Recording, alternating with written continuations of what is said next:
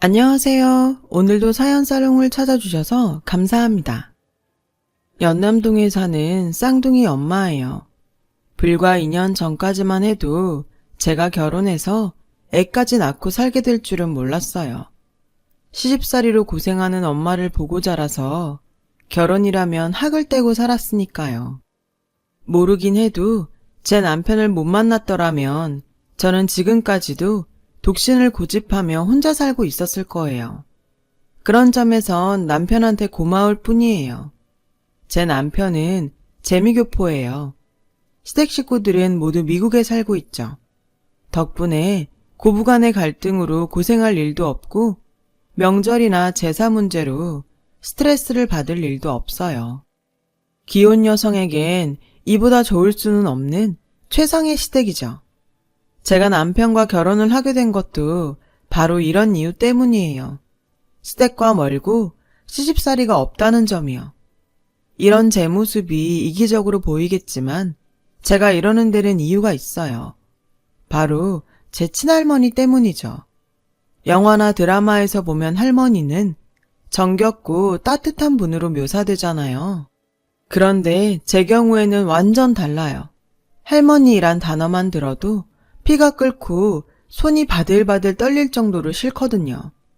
그건 아마도 어렸을 때부터 고약한 친할머니한테 된통 당해서 그럴 거예요. 친할머니는 우리 가족에게 있어서는 세상 누구보다 잔인한 분이었거든요.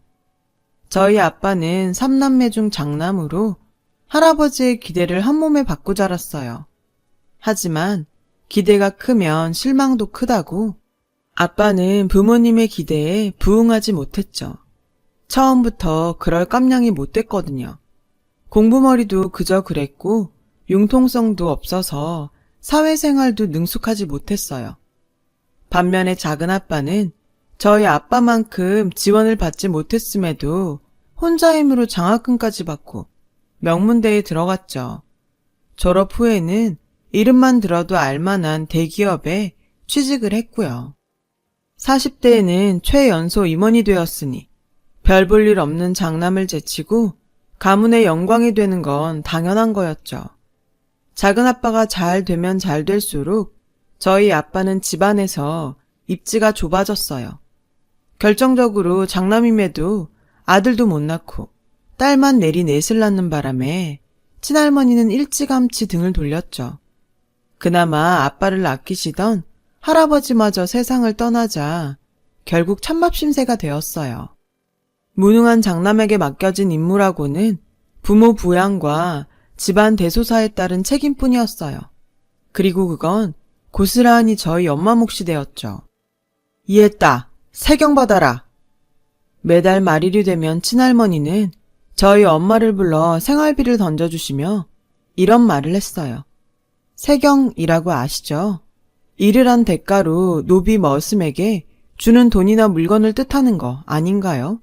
세경이라니. 아니, 저희 엄마가 이 집 노비라도 되나요? 세경을 받게.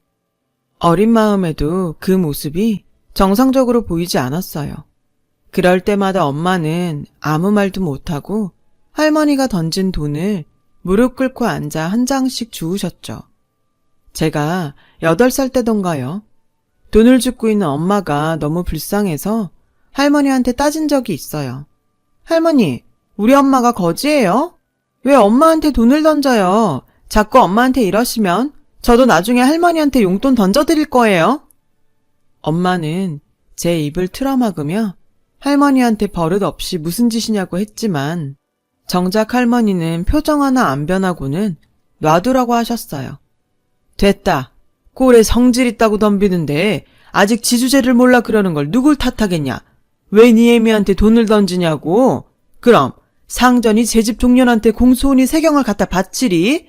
네 애비나 애미는 이 할미한테는 하등 필요 없는 혹이다 혹. 내 돈 빨아먹는 존벌레만도 못한 것들이라고. 애미 너도 입 있으면 말해봐라. 네가 시집와서 우리 집에 해준 게 뭐냐? 밥 축내는 기집애를 넷이나 싸들인 거. 그거 말고 한 게 뭐 있냐고. 남편 벌이가 안 되면 너라도 나가서 돈벌이를 하던가. 그것도 아니면 입이라도 줄였어야지. 넌 생각이란 건 안 하고 사는 애냐? 소정이 너도 똑똑히 들어라.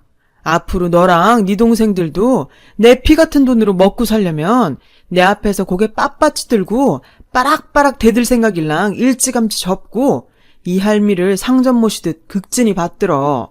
안 그러면 밥도 못 얻어먹을 줄 알아. 이게 바로 저희 친할머니예요.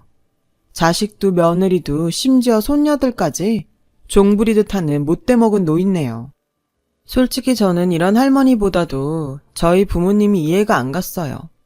이런 대접을 받으면서 왜 할머니를 모시고 사는지 이유를 모르겠더라고요. 그래서 나가 살자고 울기도 많이 울었죠. 그럴 때마다 엄마는 금방이라도 울 것 같은 얼굴로 꾹 참으시며 주방으로 들어가셨어요. 나중에 알았지만 저희 엄마는 어려서 부모님을 여인 탓에 친척집에 얹혀 살아서 친정이 없었더라고요. 집을 나가고 싶어도 갈 곳이 없어서 나갈 수도 없었죠. 할머니도 그걸 알기에 더 지독하게 엄마를 괴롭히셨던 거고요. 거기에 무능한 남편 탓에 당장 생활비도 시어머니한테 받았어야 하니 더더욱 할머니 앞에서 주눅이 들 수밖에 없었죠. 결국 저희 자매는 부모님을 따라 할머니한테 종취급을 받으며 자라야 했답니다. 할머니는 저희 자매한테 용돈을 주실 때도 옛다, 세경이다 이러면서 주셨거든요. 그렇게 비참하게 용돈을 받는 게 너무 싫어서 저와 동생들은 철이 들면서부터 용돈벌이를 시작했어요. 마당 딸린 대저택에 살면서 아이들이 용돈벌이까지 나서니 주변에서는 어린 것들이 벌써부터 돈귀신이 붙었냐며 놀려대기도 했지만 그래도 그런 소리를 듣는 편이 할머니한테 세경을 받는 것보다는 나았으니까요. 적어도 사람 취급은 받으니까요. 당시 할머니는 할아버지가 하시던 한약방을 물려받아서 운영하셨는데 할아버지 어깨너머로 배운 맥 짚는 실력이 어찌나 뛰어나던지 지방에서도 환자들이 몰려들 정도였죠. 그렇다 보니 한약방도 할아버지가 하시던 때보다도 훨씬 장사가 잘 돼서 아예 한약방이 새 들어있던 건물까지 사들일 정도였어요. 할머니는 그렇게 번 돈으로 저희 가족을 건사하셨고 부동산에도 투자를 하셨죠. 할머니의 돈을 관리하는 건 작은엄마였어요. 작은엄마는 70년대 강남 개발 당시 땅을 팔아 떼돈을 번 벼락부자의 고명딸로 부친의 영향을 받아 땅 투기로 돈 꽤나 쥐고 사는 사람이었어요. 할머니한테는 입안에 혀처럼 구는 여우 같은 사람이기도 했고요. 곰 같은 저희 엄마와는 전혀 달랐죠. 당연히 할머니는 작은 엄마를 아끼고 예뻐하셨어요. 용돈도 잘 주고 앞에서 살갑게 굴고 게다가 할머니 자산까지 알아서 불려주니 왜 안 그렇겠어요. 거기다 결정적으로 아들 손주를 둘이나 낳아주었으니 말 다 했죠. 할머니의 총애를 받던 작은엄마는 할머니만큼이나 저희 엄마를 무시했어요. 명절이나 제사 때도 설거지 한 번을 안 하면서도 할머니 앞에서 음식 타박까지 해댔죠. 형님, 전복을 이렇게 바싹 구우면 어떡해요? 기껏 어머님 드리려고 크고 비싼 걸로 보냈더니 다 망쳤네. 형님 친정에선 전복도 안 먹어보고 살았어요? 이걸 다 어째? 저희 엄마한테 친정이 없는 걸 알면서도 말끝마다 엄마 친정을 들먹거렸어요. 그러면 기다렸다는 듯 할머니가 끼어들어 한 소리씩 보태셨죠. 제가 어디 그럴 친정이라도 있더냐? 고기도 먹어본 놈이 먹는다고 뭘 먹어봤어야 제대로 음식을 하지. 괜히 작은 애 돈만 썼구나. 큰애 너 뭐하니? 작은 애한테 사과 안 하고. 아주 쌍으로 저희 엄마를 괴롭히는데 생각 같아선 동생들이랑 같이 달려들어 머리채라도 잡고 싶었지만 그랬다가는 오히려 저희 엄마가 더 힘들어질까봐 꾹 참아야 했어요. 이런 지옥 같은 생활은 제가 대학을 졸업하고 회사에 다닐 때까지 이어졌어요. 그런데 모든 일에는 끝이 있다고 우리 가족의 종살이도 엔딩을 맞게 되었죠. 막내 동생까지 대학에 들어가자 드디어 자신만의 시간을 갖게 된 엄마는 구청에서 하는 문화센터에 다니셨어요. 붓글씨며 퀼트, 그 밖에도 이런저런 강좌를 수강하셨는데 그러다가 부동산 경매 강좌를 듣게 된 거예요. 1년을 꼬박 달려들어 공부하던 엄마는 강사의 추천으로 빌라를 낙찰받게 되었죠. 시세보다도 말도 안 되게 저렴한 가격으로요. 그런데 그 사실을 안 할머니가 엄마의 머리채를 잡고 욕설을 퍼부으며 도둑으로 몰아세우지 뭐예요. 엄마가 당신 돈을 훔쳐 집을 샀다는 거죠. 니까년이 무슨 돈이 있어서 집을 사? 네가 나 몰래 내 돈 빼돌려서 산 거 내가 모를 줄 알고 그래. 내놔라 이 도둑년아. 이게 이젠 상전돈까지 손을 대? 그때였어요. 그동안 늘 참고 살아왔던 엄마가 할머니를 똑바로 쳐다보며 소리쳤어요. 누가 상전입니까? 왜 어머님이 제 상전이에요? 누가 어머님한테 그럴 권리를 줬는데요? 저요, 그동안 할 만큼 했습니다. 무능한 남편 만난 탓에, 아들 자식 못 낳은 탓에, 말도 안 되는 집구석에 시집온 탓에 죽은 듯이 살았다고요. 제가 정성 다해 어머님을 모시면 언젠가 어머님도 알아주실 줄 알았어요. 그런데 제가 사람을 잘못 봤네요. 기대라는 건 사람한테 해야 하는 건데 어머님은 사람이 아니시네요. 개 돼지만도 못한 짐승이네요. 그래서 더는 안 참을랍니다. 그리고 저요, 집 사는데 어머니 돈 한 푼도 안 건드렸어요. 그 집은 우리 애들이 어려서부터 고사리 손으로 한 푼 두 푼 모은 돈에 쟤들 월급 모은 걸로 산 겁니다. 그러니까 억지 좀 그만 부리시라고요. 엄마는 얼굴이 벌개지도록 소리쳤어요. 그 모습에 할머니는 적잖이 놀란 눈치였죠. 하지만 순순히 물러서지는 않았어요. 이년이 어디서 눈을 똑바로 뜨고 상전한테 대들어? 너 내 집에서 내 쫓기고 싶어? 그놈의 상전. 제발 그만 좀 하시라고요. 저요, 어머니 몸종 아니에요. 그러니까 이런 말 들을 이유 없다고요. 그리고 어머님이 나가라고 안 해도 저희 이 집 나갈 거예요. 그러니 걱정 마세요. 다리미 판잣집인들 이 집 구석보다 마음이 불편하겠어요? 빌어먹어도 어머님 돈보다는 낫겠죠. 그렇게 우리 가족은 할머니 집을 나왔어요. 지방에서 기숙사 생활을 하시던 아빠는 전화로 이 사실을 전해 들으셨고 말없이 한숨만 푹푹 쉬시다가 체념한 듯 알았다고 하셨어요. 아빠는 회사에 월차를 내고 이삿날에 맞춰 서울로 올라오셨어요. 그 사이 엄마와 우리 네 자매는 이삿짐을 싸놓았고요. 포장이사는 가격이 어마어마해서 용달을 부르고 인부를 사서 이사를 했어요. 돈도 돈이지만 들고 나올 짐이 별로 없었거든요. 할머니는 혹여 우리가 당신 돈으로 산 물건을 들고 나갈까봐 도끼 눈을 뜨고 나와 지켜보셨어요. 그리곤 앞으론 이 집에 발도 들일 생각 말라고 엄포를 놓으셨죠. 그러자 지금껏 말 한마디 없던 아빠가 작정한 듯 한마디 했어요. 네, 그럴 생각입니다. 저도 더 이상 이 사람 가슴에 못 박는 짓 못하겠어요. 그러니 어머니도 다시는 이 사람을 며느리로 볼 생각은 마세요. 저도 아들로 볼 생각 마시고요. 그동안 저희 가족 돌봐주셔서 감사드리고 몸 건강히 만수무강하세요. 아빠의 담담한 마지막 인사에 할머니는 쌩하니 방으로 들어가셨어요. 소파, 냉장고 등 집기들은 할머니 거라서 우리가 들고 나온 건 책상과 옷장, 책과 옷가지 정도가 고작이었어요. 전기밥솥부터 신발장까지 모두 새로 사야 할 정도였으니까요. 경매로 산 집은 우리 6 식구가 살기에는 너무도 비좁았어요. 방도 2개뿐이었고요. 아빠가 회사 때문에 지방에 계셔서 그나마 다행이었죠. 이사를 한 그날 우리 가족은 거실에 신문지를 펴고 짜장면을 시켜 먹었어요. 막내 동생은 이제 할머니 눈치 안 보고 TV도 볼 수 있다고 엄청 신나하더군요. 다른 동생들도 마찬가지였죠. 하지만 누구보다도 표정이 밝은 건 엄마였어요. 이삿짐 정리에 청소까지 하느라 힘드셨을 텐데도 얼굴에서 웃음이 떠나지 않더라고요.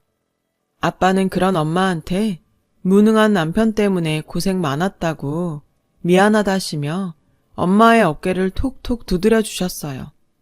그 바람에 엄마는 울음을 터뜨렸죠. 그 울음에는 지난 30여년간의 서름이 고스란히 묻어있는 것 같았어요. 애교가 많은 막내동생은 엄마한테 또르르 달려가 애교를 떨어댔고 결국 엄마의 울음은 금세 웃음으로 바뀌어 버렸어요. 그래, 내가 내 딸들 덕에 산다. 참, 앞으로는 허리띠 졸라매야 하니까 다들 반찬 투정은 할 생각 마. 버는 족족 엄마한테 가져오는 것도 잊지 말고. 특히 당신, 명심해. 호랑이 없는 굴에 여우가 왕이라고 할머니한테 벗어나니 엄마의 독재가 시작됐지 뭐예요. 그래도 이런 상황이 싫지 않았어요. 이게 다 사는 재미다 싶었으니까요. 그날 우리 6 식구는 거실에 요를 펴고 다 같이 모여서 잤어요. 밤새 수다를 떨면서요. 저는 아빠가 그렇게 말이 많은 사람인 줄은 그때 처음 알았다니까요. 첫 경매로 산 빌라를 시작으로 엄마는 본격적으로 부동산 경매에 뛰어들었어요. 아빠의 월급과 우리 자매들의 월급으로 엄마는 이후 몇 개의 빌라를 더 샀고 그 빌라에 세를 놓거나 되팔아서 목돈을 만들어 나갔죠. 그렇게 10년 가까이 경매 부동산으로 돈을 굴린 엄마는 드디어 상가 건물을 손에 쥐게 되었어요. 그러던 어느 날 세입자가 집으로 전화를 했더라고요. 사정이 있어 그러니 이번 달 월세를 다음 달까지 미뤄달라는 부탁 전화였죠. 그런데 평소 엄마 모습과 달리 찬바람이 쌩쌩 부는 목소리로 오늘 직접 가게로 찾아갈 테니 얼굴 보고 얘기하자고 하더라고요. 낯선 엄마의 모습에 저랑 동생들은 많이 놀랐어요. 전화를 끊은 엄마는 저희들을 보며 작심한 듯 말했어요. 니들도 같이 갈래? 엄마가 보여주고 싶은 사람이 있는데. 모처럼 휴일이라 집에서 쉬고 싶은 마음이 간절했지만 왠지 엄마가 저희들한테 보여주려고 직접 가게로 찾아가겠다고 한 것 같아서 동생들과 함께 엄마를 따라 나섰어요. 그런데 도착해보니 낯익은 곳이더라고요. 친할머니 한약방이 있는 건물이었죠.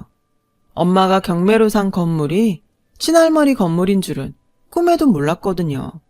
엄마는 당당하게 어깨를 펴고는 한약방 문을 열고 들어갔어요. 저희 자매들도 뒤따라 들어갔죠.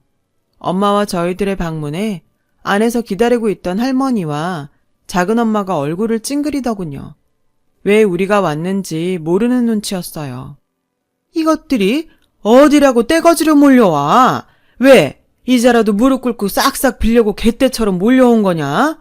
그런 거라면 됐다. 난 니들 받아줄 생각 없으니 당장 꺼져. 여전하시네요. 그런데 어쩌죠? 제가 지금 여길 나가면 어머님이 꽤 곤란해지실 텐데요.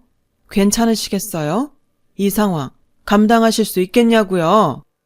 니깎게 뭐라고 내가 곤란해? 내 집에서 빌부터 먹고 살던 년이 손바닥만한 집 하나 장만했다고 어깨에 힘 좀 주고 싶은 모양인데 딴 데 가서 알아봐. 당장 안 꺼져?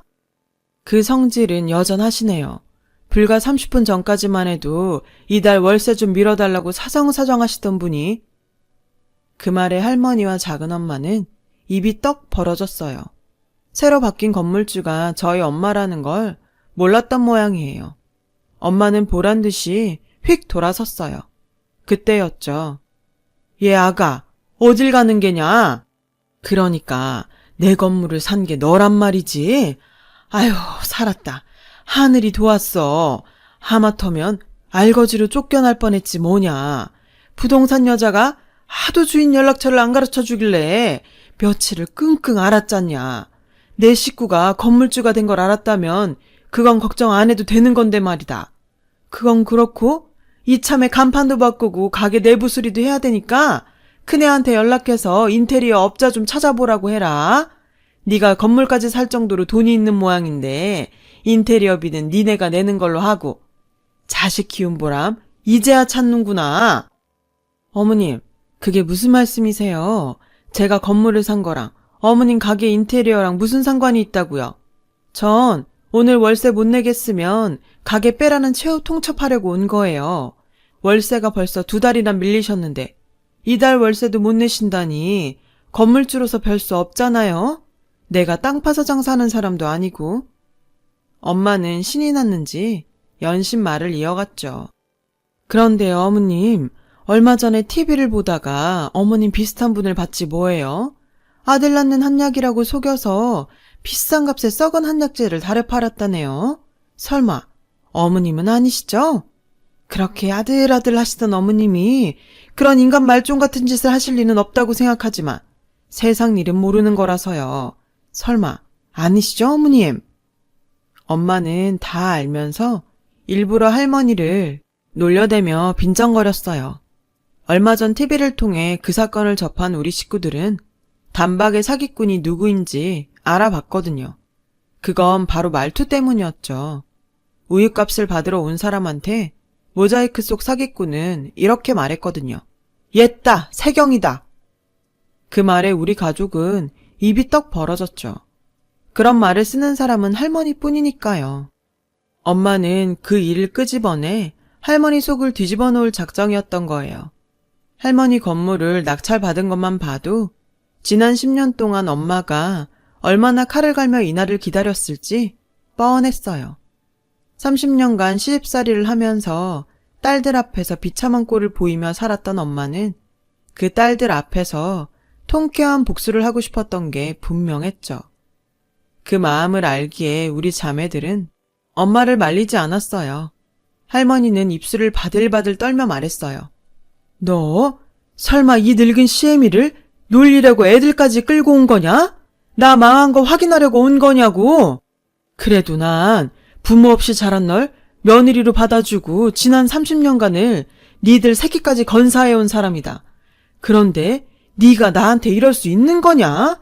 네가 나한테 이러면 안 되는 거다. 며느리로 받아줘요? 언제 어머님이 저를 며느리로 봐주셨어요? 그런 사람이 매달 세경 던져주며 종년이라고 불러요? 입은 삐뚤어져도 말은 바로 하랬다고? 어머님한테 저는 돈 주고 부리는 종년이었지. 단 한 번도 며느리 아니었어요. 내 딸들도 어머님 손녀가 아니라 종년 딸 취급받고 자랐다고요. 우리가 모자이크 처리된 어머님을 어떻게 알아봤을 것 같아요? 옛다 세경이다. 그 말 때문이었어요. 지난 30년간 어머님이 저희 가족한테 했던 그 모진 말 때문이었다고요. 어머님한테 며느리는 돈 있는 집 딸인 동서밖에 없잖아요. 이제는 그나마 동서 친정도 망해서 며느리 취급을 하실지는 모르겠지만요. 암튼 계약기간도 이미 지났고 월세도 3달이나 밀리셨으니 당장 가게 비워주셔야겠어요. 그리고 모든 계약은 중개사 통해서 할 테니 저한테 전화하지 마세요. 아셨어요? 얘들아 가자. 그렇게 엄마와 우리 4자매는 그 길로 돌아서 나왔어요. 할머니는 달려나와 저희 엄마 팔을 붙잡고 당신이 잘못했다고 싹싹 비셨지만 엄마는 눈길 한번 안 주고 차에 올랐죠. 그리고 얼마 뒤 부동산 중개인을 통해 할머니를 내보내고 새로운 세입자를 들였다는 연락을 받았어요. 그날 엄마는 욕실에서 한참을 우셨어요. 엄마의 지난 30년은 그렇게 눈물에 씻겨 나갔죠. 그 일이 있고 얼마 뒤 고모를 통해 할머니 소식을 들을 수 있었어요. 그 많던 할머니 재산은 할머니 몰래 작은엄마가 친정 부도를 막는 데 써버렸는데 결국 부도를 막지 못해서 모두 날아갔다고 하더라고요. 할머니는 그 길로 작은엄마를 찾아가 악다구니를 쓰며 내 돈 내놓으라고 작은엄마 머리채까지 잡고 싸우다가 제 성질에 못 이겨 실신을 하셨다네요. 하지만 그게 끝이 아니었어요. 가짜 한약 피해자들한테 위자료를 배상하느라 집까지 팔아야 했거든요. 얼마 남은 돈으로 할머니는 요양원에 들어가셨다는데 충격으로 말을 못하신다고 하더라고요. 그동안 당신 입으로 지은 죄를 그렇게나마 맞게 된 거죠. 이 소식을 들은 엄마는 착잡한 표정이었어요. 왜 아니겠어요. 미운이 고운이 해도 30년을 시어머니와 며느리로 살아왔는데요. 고부간의 갈등은 가해자도 피해자도 결국엔 상처를 입게 되나 봐요. 다사다난했던 시간도 어느덧 지나고 저희 엄마는 제 쌍둥이 아이들을 돌보시며 여전히 부동산 경매 사이트를 찾아보곤 하세요. 늦바람이 무섭다고 늦음하게 돈맛을 알게 되시군 멈출 줄을 모르시네요. 어쩌겠어요. 그간 돈에 맺힌 한을 그렇게라도 푸시겠다는데요. 덕분에 저희 내자매한테도 콩고물이 종종 떨어지니 땡큐지만요. 엄마도 아빠도 행복하셨으면 좋겠습니다. 지금까지 제 사연을 들어주셔서 감사드려요. 들어주신 모든 분들 행복한 하루 보내시길 바랍니다. 여러분, 사연 댓글에 응원과 현명한 조언 부탁드려요. 좋아요와 구독은 저에게 큰 힘이 됩니다. 오늘도 좋은 일 가득하세요.